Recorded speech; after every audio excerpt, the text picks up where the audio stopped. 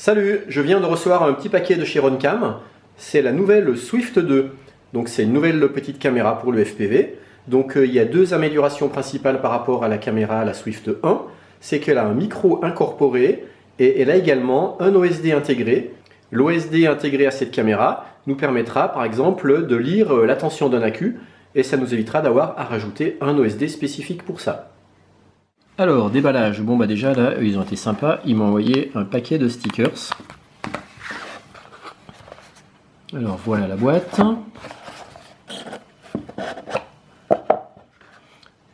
Eh ben, elle a la même couleur que la Swift 1, celle-là, elle est orange. Voici la caméra.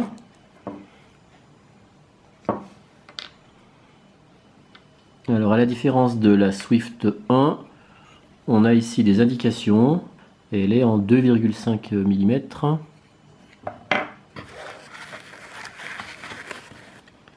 Ici on a un deuxième boîtier, donc qui permet d'avoir un système de fixation qui est différent.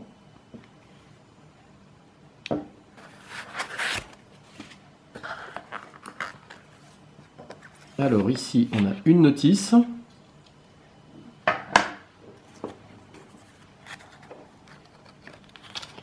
Alors, que nous dit cette notice? Ici, on a toutes les spécifications techniques. C'est une 600 TVL. Elle a une lentille de 2,5 mm.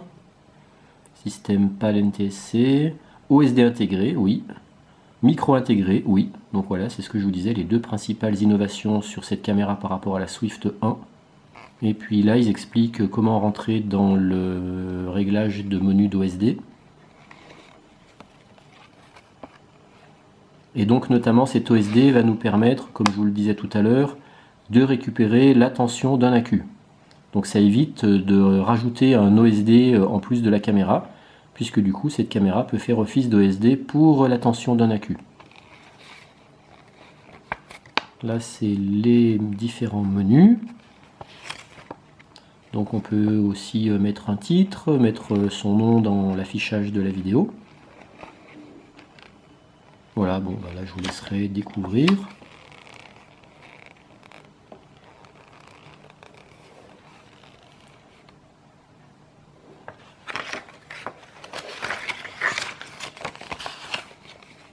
Ici on voit le schéma de fixation. Et ici on voit le schéma de branchement. Donc ça je vais y revenir tout à l'heure en faisant concrètement le branchement de cette caméra avec un émetteur. Mais du coup, comme il y a du son, il y aura forcément un fil de plus que les caméras classiques qui ont en général 3 fils. Là, on aura 4 fils. Donc le rouge, le noir pour la lime, le jaune pour la vidéo, le blanc pour l'audio. Et il y a même un fil de plus qui est le fil pour la récupérer en affichage OSD la tension d'une batterie. Alors par contre, ce que je ne sais pas, c'est si on peut récupérer la tension de n'importe quel accu ou s'il faut que ce soit forcément le même accu qui fournit le power in ground ici de notre émetteur. Là, on voit que dans le schéma qu'ils ont fait ici, on a un accu qui vient alimenter par ces deux ports ici, par ces deux connecteurs, l'émetteur, et l'émetteur vient réalimenter aussi en tension d'alimentation la caméra. Donc ça, c'est une possibilité de brancher. Moi, je ne pense pas que je vais faire comme ça. Je pense que je vais faire un branchement en Y et je vais avoir un accu qui va alimenter la caméra, le même accu qui va alimenter l'émetteur et je relierai le signal audio et le signal vidéo entre caméra et émetteur. Mais bon, je vous réexpliquerai ça tout à l'heure sur un schéma. Alors là, c'est sympa parce que du coup, ils nous disent comment les contacter. En cas de nécessité, contactez-nous en premier, un mail, un téléphone, Skype, Facebook. Voilà, ça c'est sympa.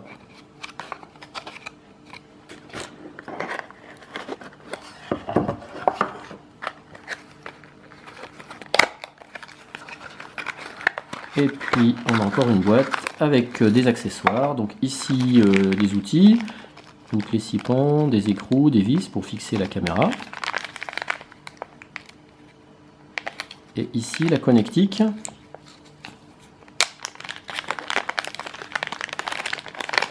Et le système de fixation.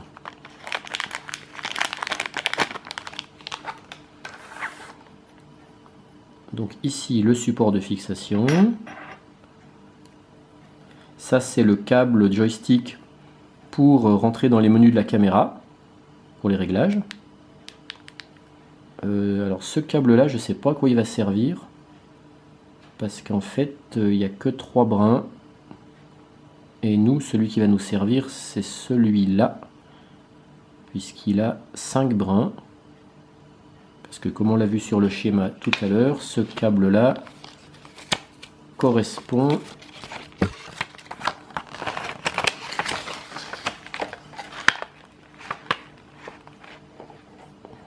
à celui-là qui a 5 fils qu'on va venir brancher d'un côté sur la caméra et de l'autre le relier à notre émetteur vidéo. Et ça c'est la longe qu'on va pouvoir par exemple brancher ici. Voilà, par exemple comme ça. Et donc ça en fait on va s'en servir que au moment du réglage. Après bien sûr quand on sera en vol ou en train d'évoluer avec un modèle, ben, on l'enlèvera parce que c'est encombrant. Et donc ce fil là, on vient le brancher. Je vais zoomer, je vais le mettre en plus gros. Ah oui, ce que je vous ai pas dit, c'est que cette caméra peut être alimentée dans une tension entre 5 et 36 volts. Donc c'est une plage qui est très large, donc ça c'est bien pratique.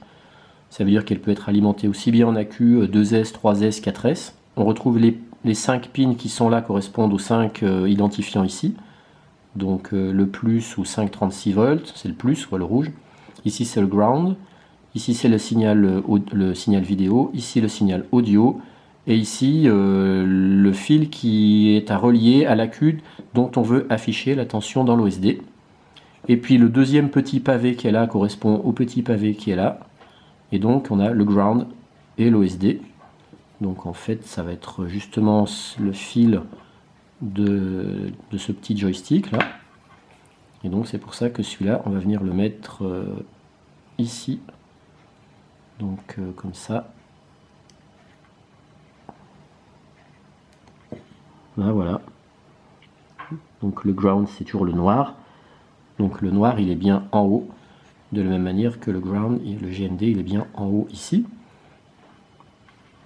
Et puis on va venir brancher notre prise à 5 fils, 1, 2, 3, 4, 5, ici. Donc faut pas venir brancher le côté où il y a le fil bleu qui est relié à rien du tout, parce que le fil bleu justement va le brancher à un AQ dont on veut mesurer la tension. Donc il faut bien prendre le côté là où le bleu il est bien sur la prise. J'espère que je suis clair. Et donc c'est dans ce sens là, parce que le 5,36 ça correspond au fil rouge, voilà, donc ici comme ça.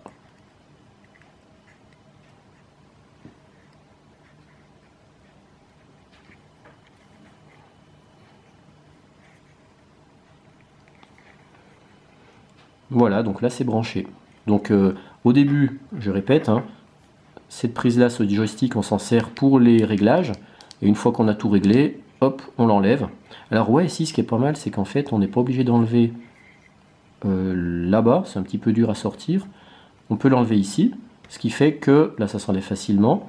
Et puis on laisse ça sur la caméra en permanence. Comme ça, si à un moment ou à un autre on veut changer les réglages, on a juste à rebrancher ça. Je pense que c'est pour ça qu'ils ont mis cette petite allonge, pour éviter d'avoir à se brancher là-bas, ce qui n'est pas toujours accessible selon la caméra, comment vous l'avez implanté dans un modèle. Donc ouais, ça doit servir à ça, cette allonge. Donc ce qui sera vraiment très intéressant, je trouve, par rapport à la Swift 1, c'est qu'elle a un micro intégré. On voit ici, mic. Et par exemple, moi sur le Traxa 6 Max, j'avais rajouté un micro. Et bien avec ça, à la limite, j'aurais plus besoin. Donc je vais tester la qualité du son qui ressort sur cette caméra. Donc je vais essayer de la monter sur un petit modèle. Je vous tiens au courant dès que c'est fait. Moi je ne vais pas pouvoir brancher la caméra comme sur le schéma. Donc j'ai été obligé de couper le bout de la prise là-bas.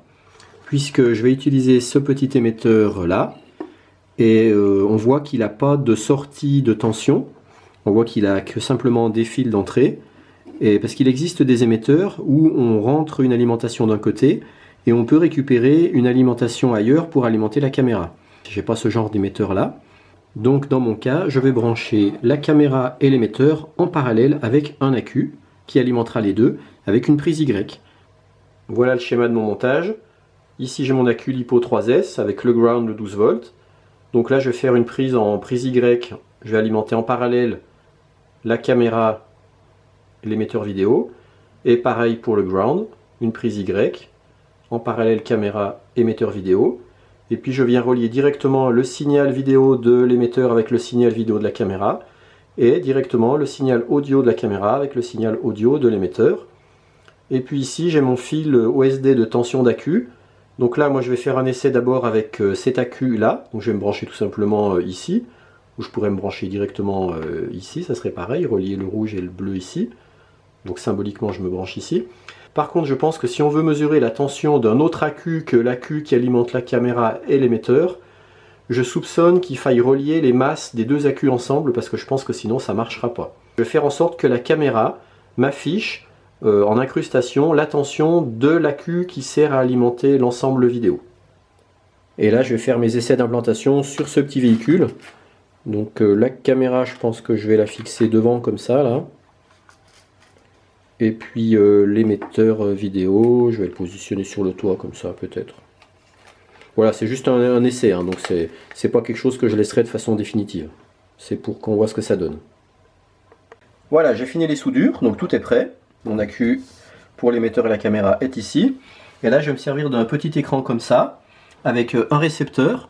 Alors pour l'instant, je vais ici recevoir que la vidéo et pas le son. Je me branche pas là. Pour vous montrer donc au niveau des menus comment ça se passe, puisque je vais manipuler le petit joystick et naviguer dans les menus.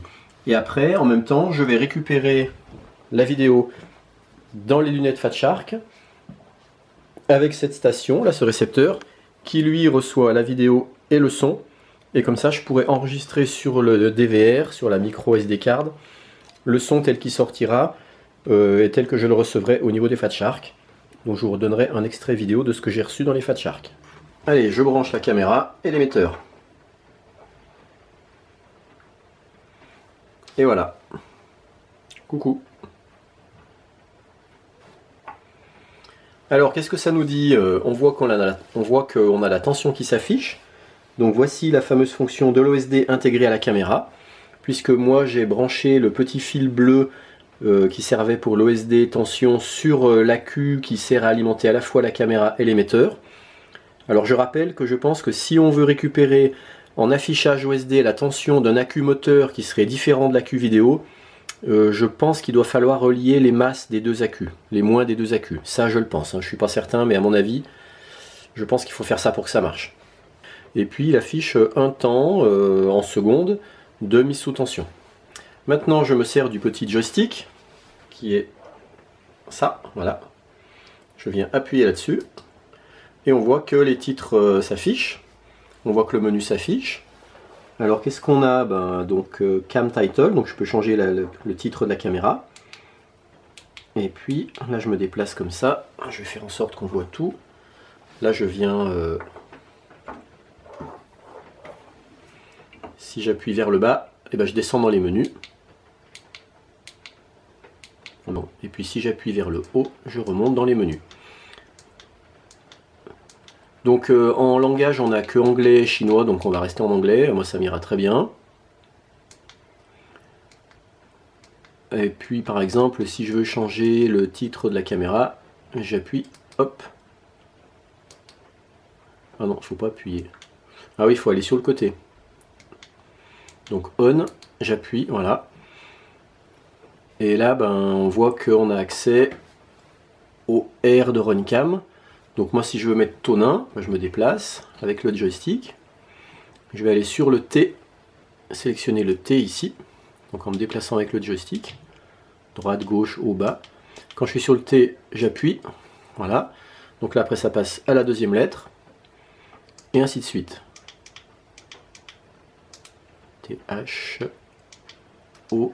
Donc ça peut sembler un gadget, mais ça sert bien quand on vole à plusieurs en même temps, et que parfois on a des fréquences qui se marchent les unes sur les autres. Eh bien quelqu'un pourrait dire ah, attends, je reçois la vidéo de Tonin, c'est Tonin qui est en train de me parasiter, et tout de suite on peut couper son émetteur et éviter de faire cracher le modèle de l'autre. N, et voilà. Et après du coup je vais cliquer sur End, ou peut-être plutôt position. position, voilà. Et là je peux choisir de l'afficher où je veux. Voilà. Et hand. Et par exemple là si je veux ressortir, exit. Alors Yatonin, par contre je vois que ça reste runcam. Donc il doit falloir alors aller ailleurs.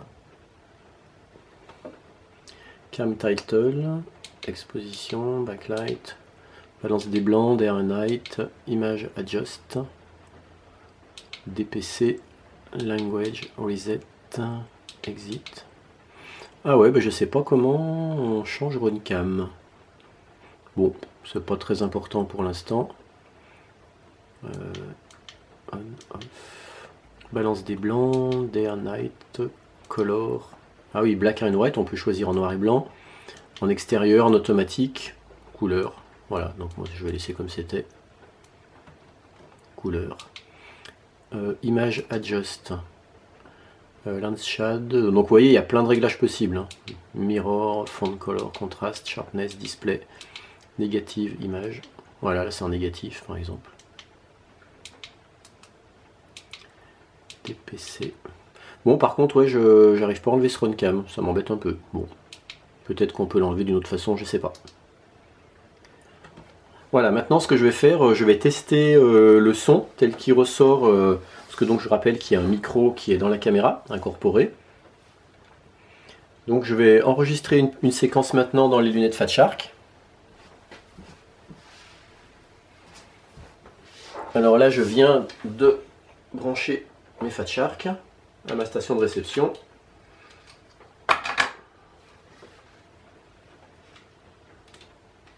Et j'ai l'image, donc ça c'est bon. J'ai une bonne image. Et maintenant je vais brancher, pour que ça marche, il faut sous les lunettes Fat Shark, brancher des écouteurs.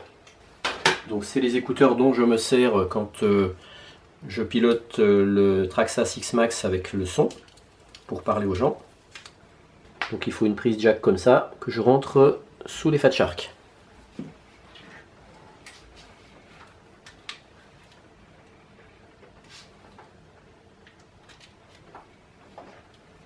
Je suis à peu près à 1 mètre du micro, je parle. Et je vais tout à l'heure réécouter l'enregistrement dans les Fat Shark, voir si le son est bon.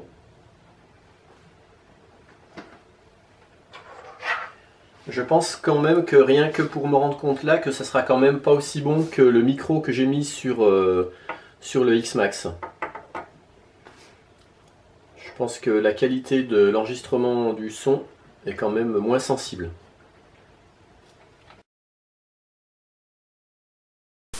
Donc là je parle à peu près à 1 mètre du micro.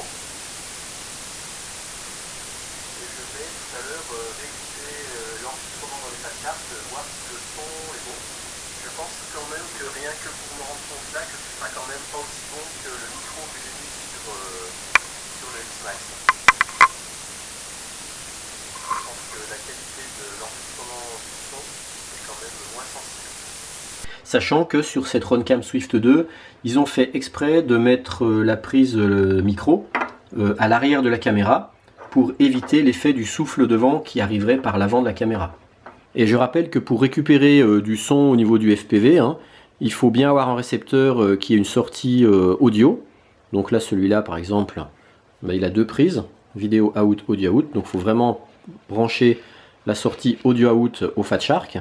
Et si c'est un autre récepteur, ben voilà, faut s'assurer qu'il y a bien une piste pour l'audio. Sinon, vous n'aurez pas de son. Voilà, j'ai tout monté sur la voiture. La caméra, je l'ai mis sur le capot avant. Et l'émetteur, je l'ai mis sur le toit. Et je me sers d'un accu supplémentaire. Ici, c'est l'accu qui alimente l'émetteur la caméra. Et ça, c'est l'accu qui alimente la voiture. Et comme vous pouvez le remarquer, le système de fixation permet de régler l'orientation de la caméra de façon à ce qu'elle regarde plus ou moins le ciel. Donc ben maintenant, on va aller faire un petit tour en FPV pour voir ce que ça donne. Sachant que la vidéo que vous allez voir maintenant, ce n'est pas une vidéo HD, c'est une vidéo FPV, c'est-à-dire filmée par cette caméra Runcam Swift 2 par liaison radio entre cet émetteur et le récepteur qui est dans les lunettes Fat Shark. Et c'est les lunettes Fat Shark qui vont enregistrer cette vidéo FPV sur une micro SD card grâce au DVR intégré. Donc vous allez revoir exactement ce que j'ai vu moi en pilotant cette voiture. Voilà, donc là je vais faire un premier run en FPV avec la Runcam Swift 2. Vous entendez la voix enregistrée par le micro de la caméra, donc, mais si vous m'entendez c'est parce que je parle très près de la caméra, parce que dès que je me mets à 1 mètre ou 2, on n'entend plus ma voix.